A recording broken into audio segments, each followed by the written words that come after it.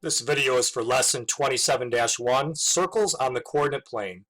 Learning goals are to derive the general equation of a circle when you know the center and the radius, and also to write the equation of a circle if you know 3 points on the circle. First, let's review the equation of a circle that you would have learned in algebra class. Here we have an equation, x squared plus y squared equals 4, and that equation is graphed on the grid. It is a circle. The center of the circle is at the origin 0, 0, and then the radius of the circle is 2 units. Now let's connect the equation to that graph. Notice that x squared is the same thing as x minus 0 squared. And notice that y squared is the same thing as y minus 0 squared. And notice that the number 4 is the same thing as 2 squared. Now let's connect this to the different things that we saw in our graph. We had said that the center is 0, 0.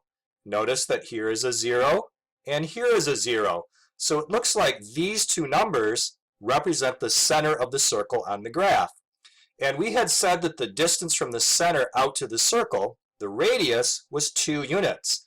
And then I also see the number 2 in our equation right here.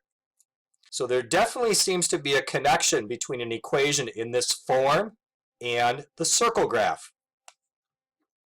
Let's take a look at this equation and this circle. X squared plus y squared equals 36. The square root of 36, remember, is 6. So 36 is the same as 6 squared. In the graph of the circle, the distance from the center out to the circle, called the radius, is 6 units. So it appears that the radius of the circle in the graph is the square root of the number on the right side of the equals when we have an equation in this format. X squared plus y squared equals to a number. Now go to the next page and take a look at this circle. This time the center of the circle is not located at the origin. Instead, it's in quadrant 1. We don't have exact numbers here, but we're using the letters H and K to represent the x coordinate and the y coordinate of the center. The distance from the center out to the edge of the circle is the radius. Let's not use a specific number, but instead use a variable, the letter r. Let's follow that same pattern that we looked at before to create the equation of this circle. It was x take away the x coordinate of the center, we're using the letter h for that, squared, plus y take away the y coordinate of the center, we're using the letter k for that, squared is equal to the radius squared. Let's use the letter r for radius. This follows that same pattern that we looked at to begin with, only those equations had x squared and y squared because the center was at 0, 0. So when you're taking your notes, you're going to want to write out this equation. This is the general equation for any circle. Know that the letter h is a number, and it's the x coordinate of the center.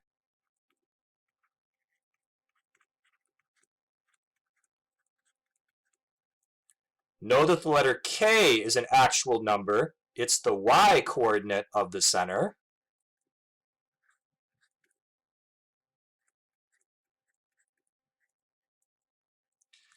And know that on the right side of the equation, there's going to be some number here. The square root of that number will be the radius. So the letter r represents the radius of the circle. If you're given an equation, you can look at this number here, and this number here to draw the graph of the circle. Let's go to the check your understanding questions and try some of these. Number 4, write the equation of the circle described. Remember, our basic pattern for circles is x minus h squared plus y minus k squared equals r squared. If you do enough practice with equations of circles, you'll end up memorizing this, just like you memorized y equals mx plus b when you were working with lines in algebra class. So for question A, let's just make our substitutions. We have x minus 0 squared plus y minus 0 squared equals 7 squared. This could be rewritten as x squared plus y squared equals 49. This is the equation for number 4a. Now number 4b, I'm going to pause the video for you to write the equation. The first number for the center is the h. The second number for the center is the k. The radius is your r. Give it a try.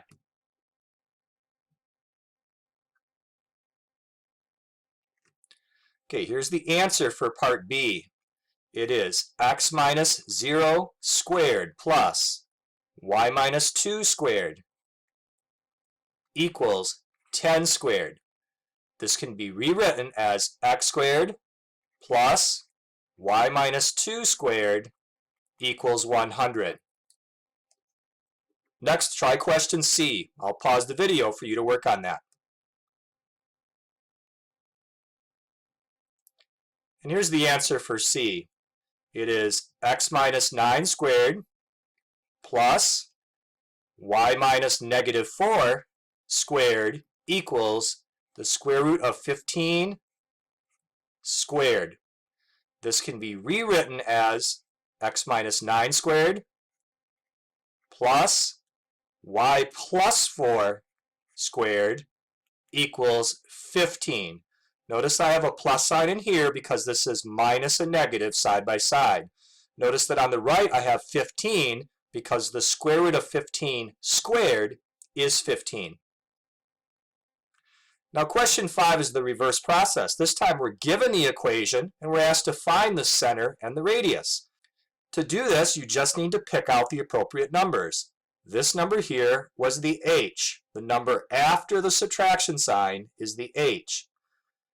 This number here would be the k, but it's not after a subtraction sign. So we need to think of this as y minus negative 1. Now we see that k is negative 1. This number here is not the r. Remember, this is r squared in our formula. So r is really the square root of that number.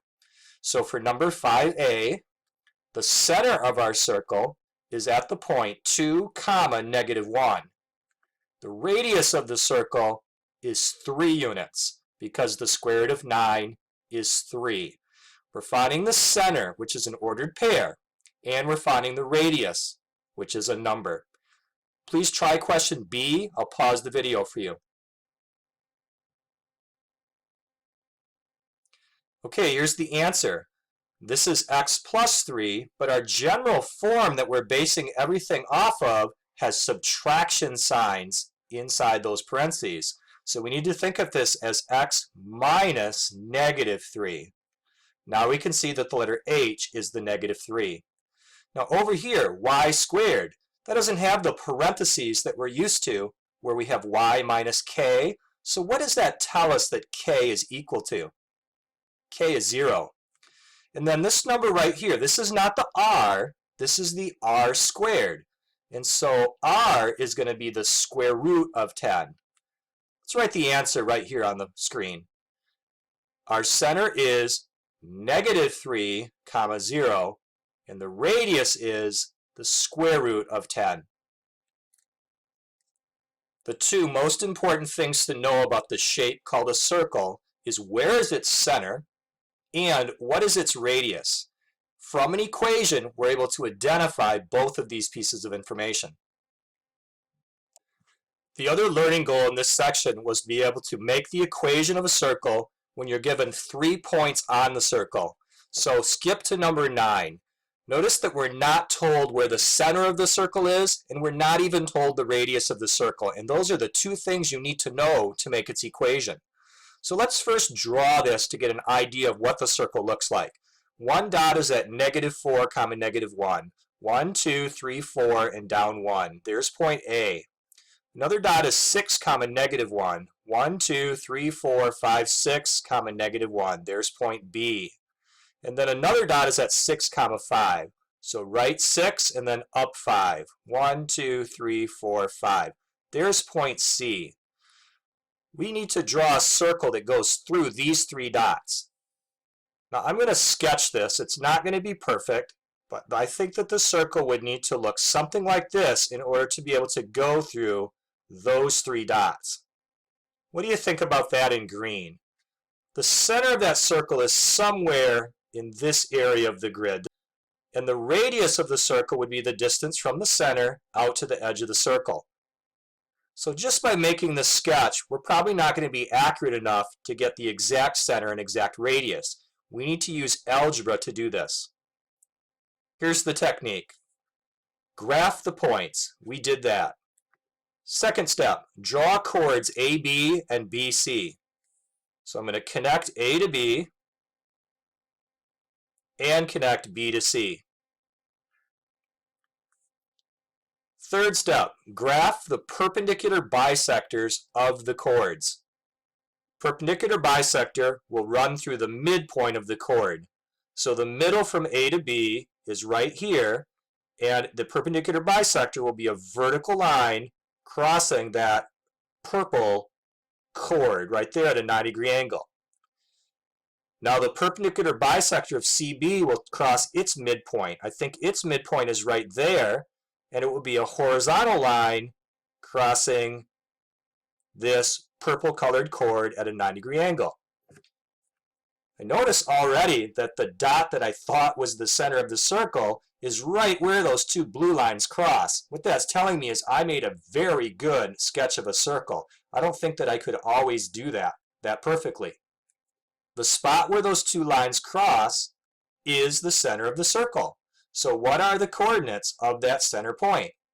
If this is the origin right there, then this dot looks like it's over 1, up 2.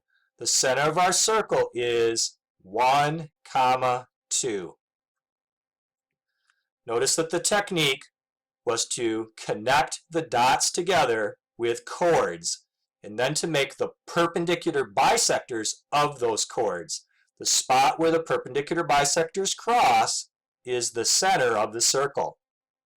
Now that we know the center, we need to get the radius, because center and radius are the 2 things you need to know to make the equation. Let's draw a radius. Now I'm not going to draw just any random radius in here. I'm going to draw a radius that goes from the center to one of those original 3 points that I was given. It doesn't really matter which one to draw to. I'm going to choose to draw from the center up here to point C. The reason that I chose to draw to point C is because its ordered pair was 6, 5. These are both positive numbers. Point A had negative numbers in it, and point B had negative numbers in it. It's not that negative numbers are hard, but they're harder to work with than positive numbers. If we want to find how long the radius is, we need to find that distance. How long is this red line? To find how long this is, we can use the distance formula. Or we can create a right triangle and use the Pythagorean theorem. The right triangle would look like this.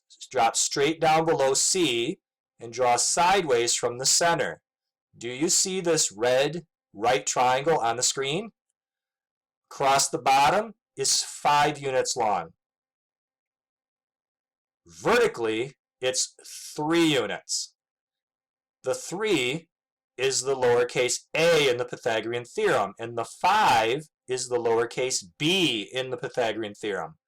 The diagonal side that we want to find is the letter c in the Pythagorean theorem. So let's use that theorem right here. A squared plus b squared equals c squared. 3 squared plus 5 squared equals c squared. 9 plus 25 equals c squared. 34 equals c squared. And so the square root of 34 is c. C is the hypotenuse of the red right triangle, but more important to us, that's the radius of the circle. Now we know the center and the radius, and we can get the equation. It is x minus 1 squared plus y minus 2 squared equals the radius squared. The radius squared is 34. Here's the equation of the circle. We got that by knowing 3 points on the circle.